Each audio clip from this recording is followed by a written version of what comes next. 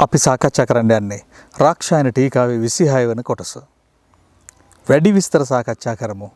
අපි මේ කතාවට අහුම්කම් දීමෙන් පස්සේ ඔබට පුළුවන් S2 පියාගෙන උනත් මේ කතාව රස විඳින්න.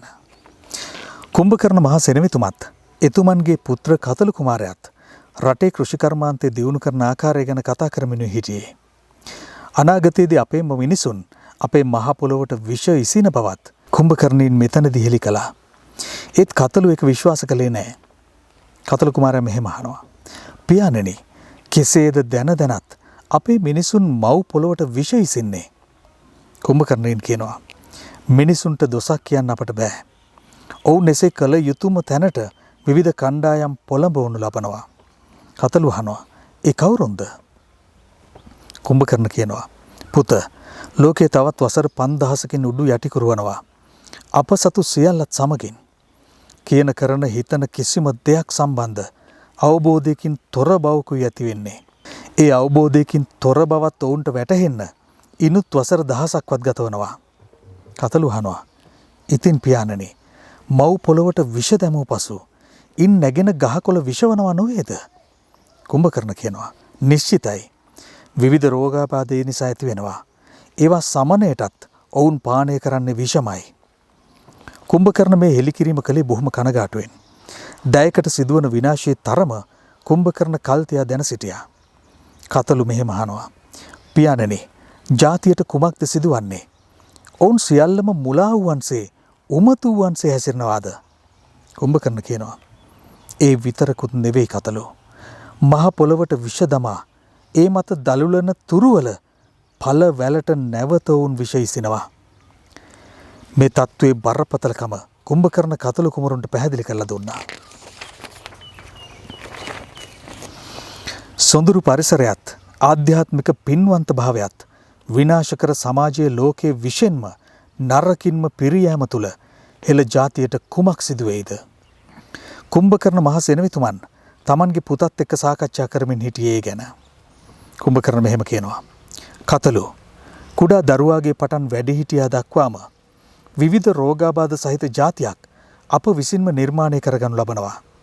අපේ පරපුරේ අවසානයත් සමග මේ සියල්ල නරක අතට හැරීම ආරම්භවේවි. කතලු අහනවා, ඒ අපට නිවැරදි කළ නොහැකිද? කුම්භකර්ණ කියනවා, නොහැකි. ඔවුන් කිසිවෙකුගේ මතයකට සවන් දෙන්නන් වන්නේ නැහැ. කතලු අහනවා, එවිට ඍෂිවරුන් මුනිවරුන් නිහඬව සිටිනවාද? කුම්භකර්ණ කියනවා, ඔබට විශ්වාස කළ නොහැකි වේවි. එවන්නන් අතිශය දුර්ලභ කාලයක් ඒක. 15 වන කිහිප දෙනාත් ඔවුන් පිළිගන්නේ හෝ විශ්වාස කරන්නේ නැහැ. කතලු අහනවා, ඒ කුමක් නිසාද? කුම්භකර්ණීන් කියනවා, පාපයන්ගේ ශාපයෙන් සමාජයේ වැසී යාම සිදුවන නිසායි. එවැනි උතුමන් දුටු තැන අපහාස උපහාස කිරීමයි සිදුවන්නේ. කතලු කියනවා, එවිට සමාජයේ තවත් වසර 5000කින් පාලනය කරනු ලබන්නේ කවුරුන්ද පියාණනි? කුම්භකර්ණ කියනවා, කිසිවකු නැහැ. පිටරැටියන් විසිනුයි පාලනය වන්නේ. කුම්භකර්ණ මහ සෙනෙවිතුමන් මේ හෙළි කරන්න ඉතා විශාල සමාජ කාරණයක්. සිදුවීමට නියමිත දේ වෙනස් කිරීම ඉතා උගහටයි. විශේෂයෙන්ම ආධ්‍යාත්මික භාවයක් නොමැති තැනක. මතක තියාගන්න මේ වැඩසටහන 2017-18 වර්ෂවල කළ වැඩසටහනක් බව. ඒකත් ඔළුවේ තියාගෙනම අපි ඊළඟ කැලලට යමු. කුම්භකර්ණ මහ සෙනෙවිතුමන්, එහෙමත් නැත්නම් කුඹුක්කන් යෝධයා කියලා කියන්නේ එතුමන්ටමයි. කුඹු කියලත් එතුමන්ව හැඳින්වුවා. මේ වී වැපිරීම කුඹු විසින් හුරු කළ නිසා ඒවා කුඹු හුරු හෙවත් කුඹුරු කියාත් මිනිසුන් නම් කළා. මුළු රටම එකම ධාන්‍ය පුරයක් බවට පත් කිරීමේ ගෞරවයේ දී යුත්තේත් කුම්භකර්ණයින්ටමයි. කුම්භකර්ණ මෙහෙම කියනවා, පුත කතලු, මේ වී වගා කිරීමේ ශාස්ත්‍රයේ සුළුපටු නැහැ. ඒ බොහොම පිළිවෙලකට සූර්යයා පෙරටු කරගෙනමයි සිදු කළ යුත්තේ. කතලු කියනවා, පියාණනි, ඒ දැනුම නොඅඩුව මටත් ලබා දෙන්න. මට හැකිවේවි යෞවනයින් මේ මගට දැනුවත් කර පෙළ ගස්වන්න. කුම්භකර්ණ කියනවා, ජාතියක අභිමානයේ එක් සාධකයක් තමයි කතලු ආහාර. සත්වයින්ගේ පැවැත්ම උදෙසා නිරෝගී ආහාරය අත්‍යවශ්‍ය සාධකයක්. ඒ නොමනා ලෙස සිදු කළත් නම් තුන්දොස් කිපී අසරණ වීම ඒකාන්තයි.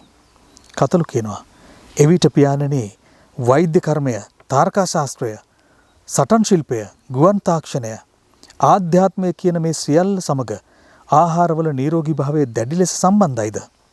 කුම්භකර්ණ කියනවා ආහාරවල යම් ගැටලුවක් ඇති කළ සැනින් ජාතියක කුමන වීරත්වයක් වත් අඩපණ වීම ස්ථිරයි. ඒ නිසා අපේ ආහාරය අප විසින්ම සැකසිය යුත්තේ. ආහාර ගැනත් එහි භාවිතයන් ගැනත් කුම්භකර්ණෙන් බොහෝ කරුණු කතුළු සමග සාකච්ඡා කළා. එමගින් යම් මූලික අවබෝධයක් කතුළු ලබා ගත්තා. නමුත් ඔහුට මේ සාකච්ඡාව තුළ ගැබ් වෙලා තිබුණු අන්තර්ගතය පැහැදිලි වුණා.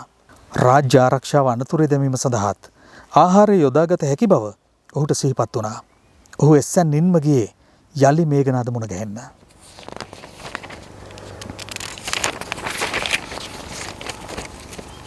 කතළු කුමාරයා මෙහෙම කියනවා. අයියන්ඩි මේඝනාද මෙහෙම අහනවා.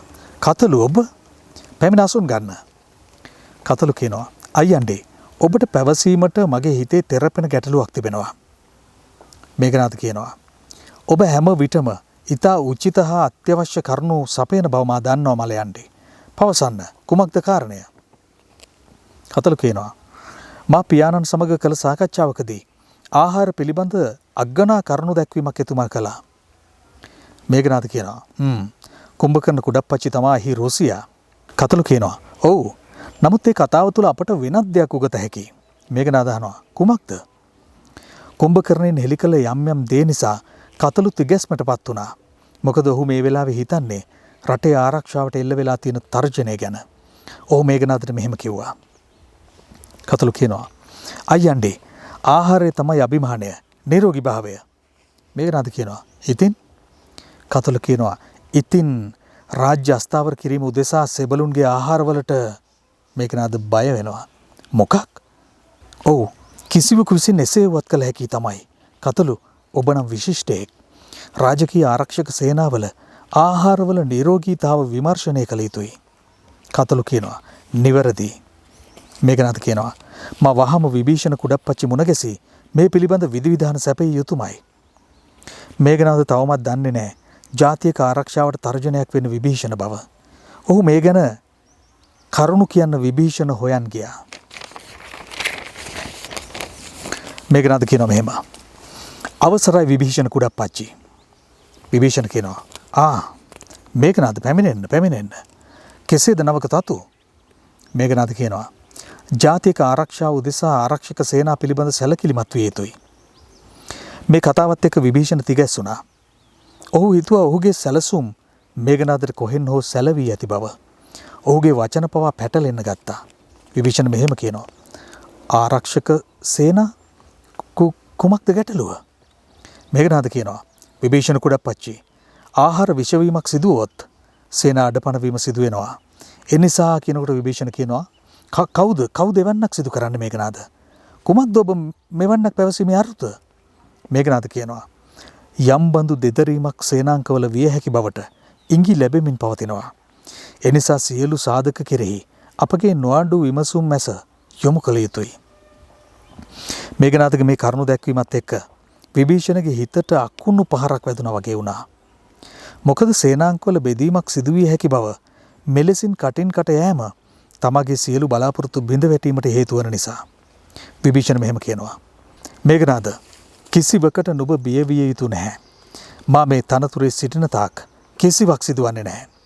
මේඝනාද කියනවා ඔබ ආරක්ෂක සේනාංකවල ප්‍රධානියන් නිසාම තමයි විභීෂණ කුඩප්පච්චි මා මෙසේ සැලකලේ. මේඝනාදගේ කරුණු දැක්වීමෙන් විභීෂණට මුලින් බියක් දැනුණත් ඊළඟට ඔහුට තවත් අලුත් බලාපොරොත්තුවක් ආවා. මේ අලුත් බලාපොරොත්තුව මොන වගේ එකක් වේද?